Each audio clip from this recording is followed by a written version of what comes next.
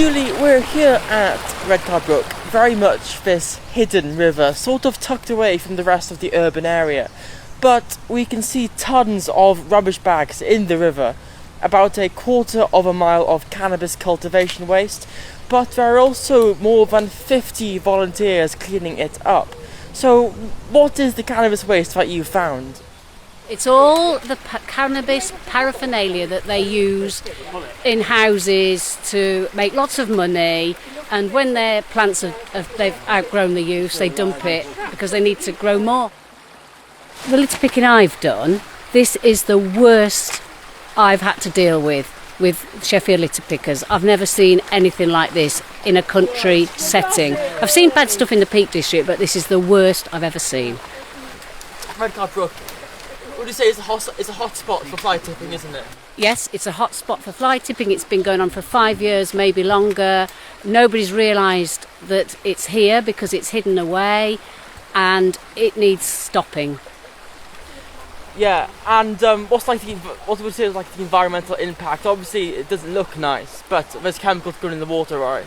So there's cannabis, there's all kinds of rubbish floating down the stream, plastic, you don't know what's in the cans that's, ending up in our watercourses, microplastics which end up down through our rivers and into the seas, and the fish eat the microplastics.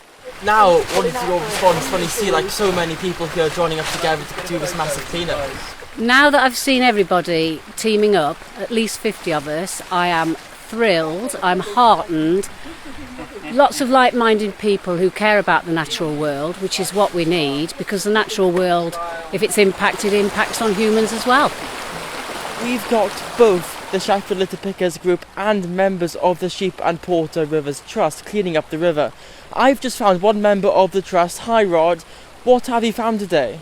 Well, at the moment it's more about cannabis plants.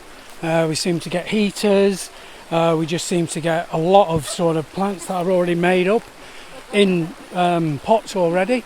Whether or not, obviously, they've gone past the sell-by date, so what they've done, they've just bought them here and thrown them into the river. Other things, it's large barrels of plastic, timber, carpets, clothing, just a mismatch of everyday usage that just should go to a tip.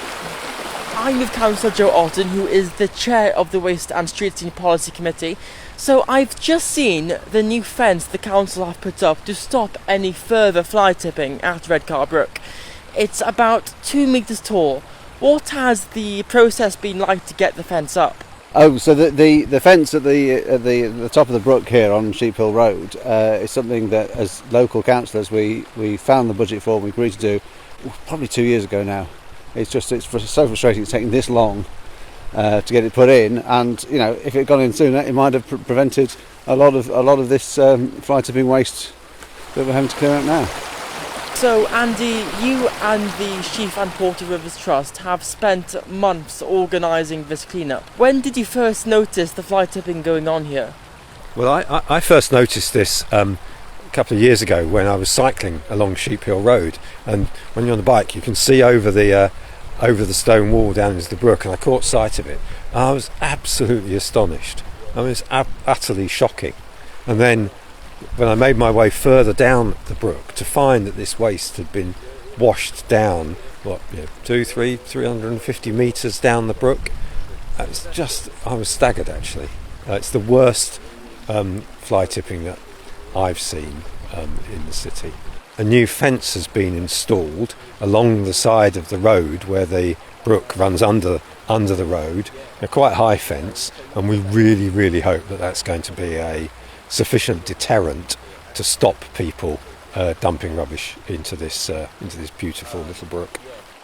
How effective of a deterrent do you think this fence will be?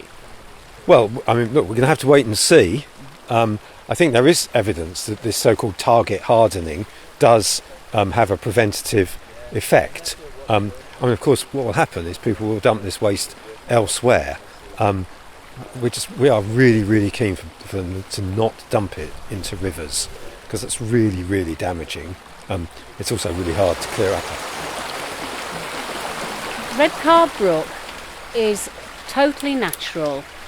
No humans should be in this part of the brook. It should be just for the wildlife. It's absolutely beautiful. It's green, full of wildlife. I can hear the birds singing, and hopefully there's invertebrates and fish in the stream. It's just a pristine environment.